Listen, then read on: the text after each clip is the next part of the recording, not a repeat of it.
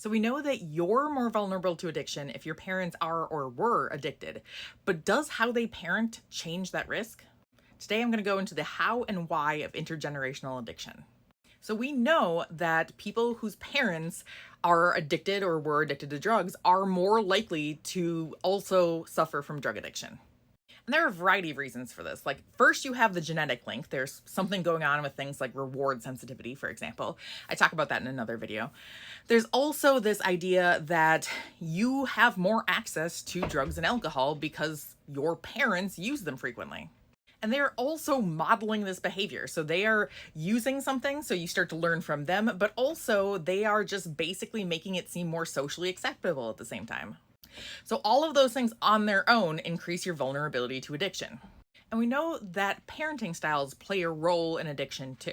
So there are four main parenting styles. This is like going back to my intro class now. So they are depending on kind of this idea of warmth. So if somebody's low or high in warmth, so do they kind of respond? Do they care about what their kids are doing? And then also control. So this is something like discipline. Do they kind of have things like firm boundaries? And so the four different styles depend on things like level of control and warmth. So first you have authoritative. So authoritative is high on warmth, but also high on control. So these are parents who are like nurturing and affectionate, and they have clear boundaries, but they talk to their kids about those boundaries. They have this kind of like line of open communication. And then on the flip side of high control, like you see in authoritative, is authoritarian. So these are people who are high in control, but low on warmth, which is exactly what you think of. So these are people who demand obedience.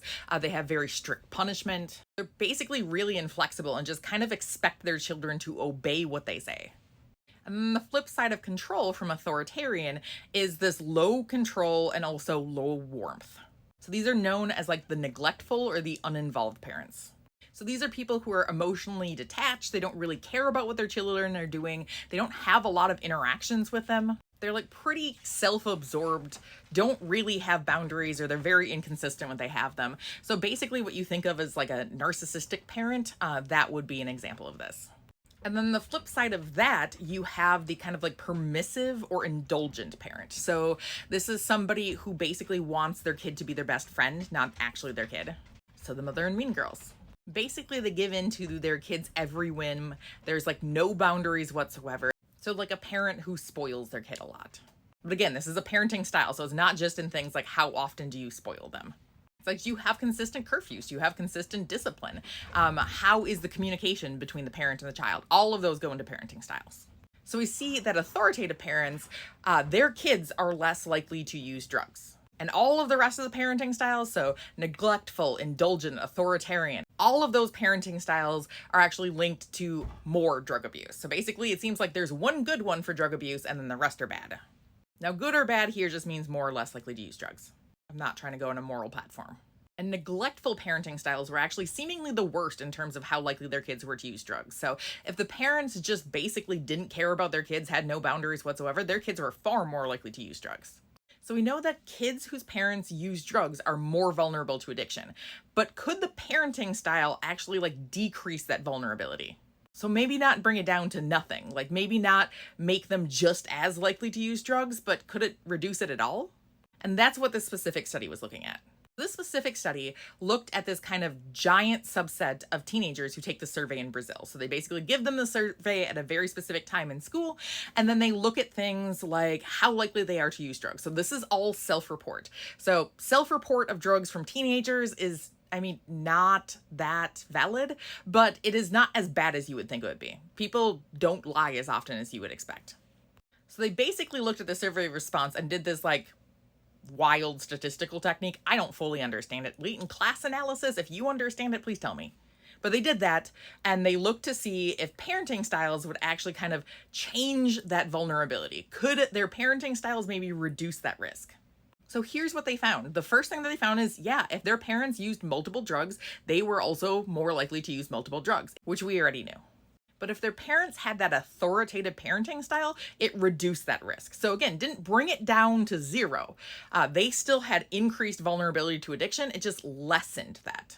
And that was not true for any of the other styles. And they found that a lot of parents actually had different use patterns than their kid did. So this kind of suggests that, yeah, there's an increased risk for addiction, but it's not this like, okay, if your parents drink, you're guaranteed to drink. If your parents use two drugs, you're more likely to also use two drugs. The only time that you really saw that relationship was with parents who abstained from drugs. Their children were far more likely to abstain from drugs. And this is a really important point. I do not want people to think that if their parents are addicted, that guarantees that they're going to become addicted. That's true for like basically everything. So yeah, if your parents use a drug, you're more likely to use a drug, but you're not guaranteed to use that.